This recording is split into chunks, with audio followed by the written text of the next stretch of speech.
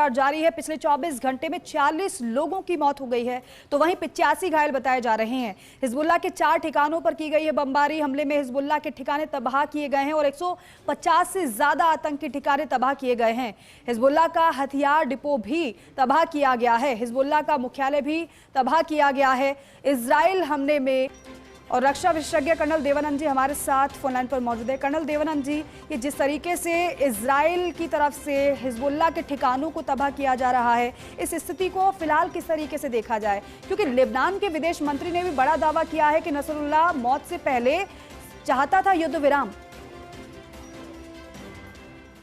पूरा प्रकरण चल रहा है। मैं ये बताना चाहूंगा कि ये एक अंतर्राष्ट्रीय स्तर पर उग्रवाद और आतंकवाद के खिलाफ सही कदम है और जिस प्रकार से नसीरुल्लाह का खात्मा किया गया है, मैं इजराइल को बधाई देना चाहूंगा कि उन्होंने इतना साहस दिखाया कि जहां पर वो दूसरे देश की सीमाओं में रहकर जिस प्रकार आतंक का जाल फैला रखा था, विदेशी ताकतों के हाथ में कठपुतली था, तो ये एक बहुत अच्छा कदम रहा है।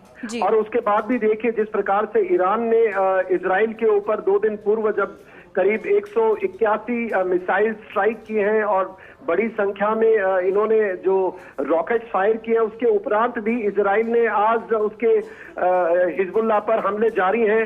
मैं ये कहूंगा कि उनको जारी रखने चाहिए। और देखिए सबसे बड़ी बात है कि आज के दौर में ईरान एकमात्र दुनिया का ऐसा देश था जिसने प्रॉक्सी के नाम पर देखिए गाजा के अंदर जिस प्रकार से हमास को पनाह दी थी और नॉर्थ के अंदर लेबनान के अंदर उन्होंने हिजबुल्लाह को पनाह दी है, हूतियों को पनाह दी है। तो ये एक तरह से इजराइल और दुनिया की उन ताकतों ने सही कदम उठाया है कि आतंकवाद को पनाह देने वाले लोगों को भी साफ संकेत देते हुए जिस प्रकार से इसका खात्मा किया है, अच्छी बात है।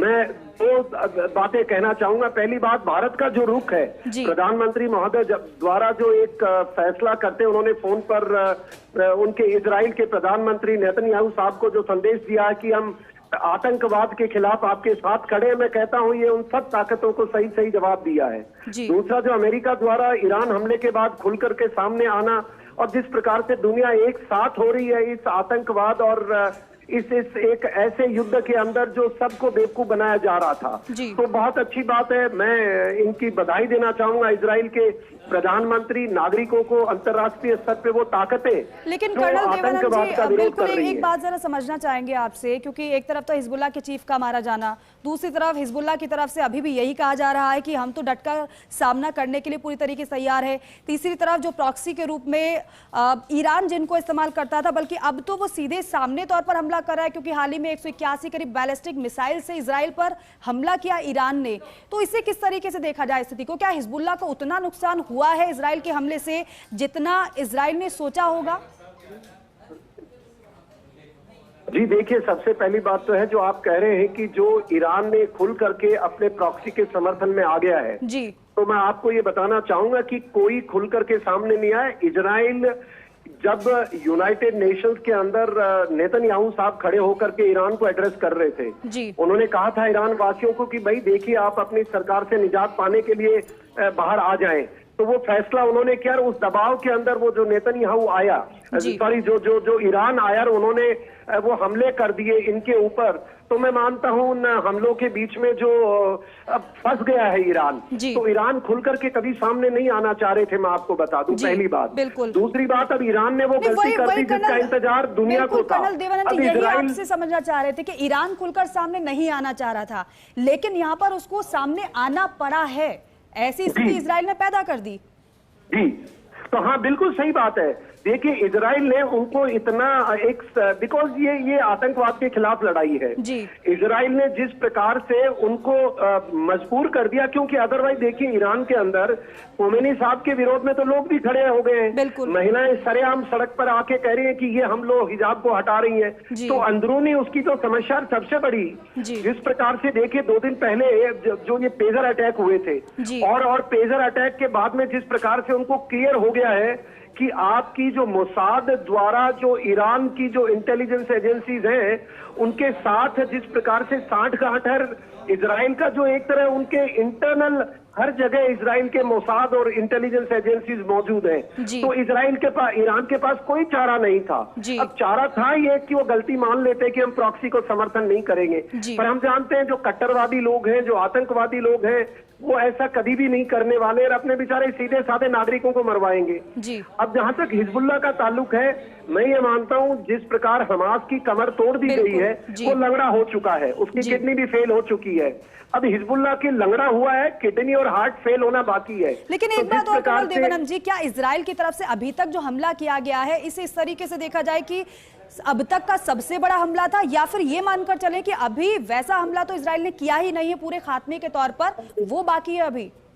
देखिए साहब, ऐसा है कि अभी जहां तक इजराइल का ताल्लुक है, मैं आपको एक चीज बता दूं कि इजराइल का तो ट्रेलर मात्र भी नहीं है। बिल्कुल वही, ये ट्रेलर मात्र भी नहीं है, तो इनिशियल उसका क्लीनिंग ऑपरेशन है, जैसे हम सेना में कहते हैं कि भाई जरा क्लियर कर लो आप इनके हमलों को। पहली बात। दूसरी, इजराइल का तो अभी हमला बाकी है, वो ईरान को तहस नहस करके ही दम लेगा। और मैं मानता हूँ अब जब खुल्लम खुल्ला लड़ाई हो चुकी है, तो ईरान के सारे स्ट्रेटेजिक एसेट्स को डिस्ट्रॉय करना चाहिए। और अगर मैं मेरा मूल्यांकन करूं तो मुझे पूरा यकीन है कि आने वाले, अब समय और टाइम तो चूजिंग इजराइल का होगा, पर यकीनन ईरान का खात्मा, जो प्रेजेंट रेजीम है खोमेनी का, जो आतंकवादी लोग से कट्टरपंथी जो है, उनका खात्मा इजराइल को करना ही पड़ेगा। जिस प्रकार ईरान मजबूर था, अगर अब इजराइल नहीं करेगा तो फिर इजराइल की जो एक तरह उसकी छवि है वो अंतर्राष्ट्रीय स्तर पर फेल हो जाएगी। तो मैं मानता हूं ये जिस प्रकार से गतिविधि चल रही है, और सबसे बढ़िया दो चार चीजें ईरान में क्या करना है, उनके ऑयल इंस्टॉलेशन को डिस्ट्रॉय करना है, टारगेट करना है। बाकी उनकी इंटेलिजेंस एजेंसी इजराइल ने ऑलरेडी एक तरह कैप्चर कर ली है। और नागरिक, मुझे लग रहा है कि 2-4 दिन जब भी हमले होंगे और इनके जो ये लीडरशिप है उसको टारगेट करते हुए इनको खत्म करना जरूरी है।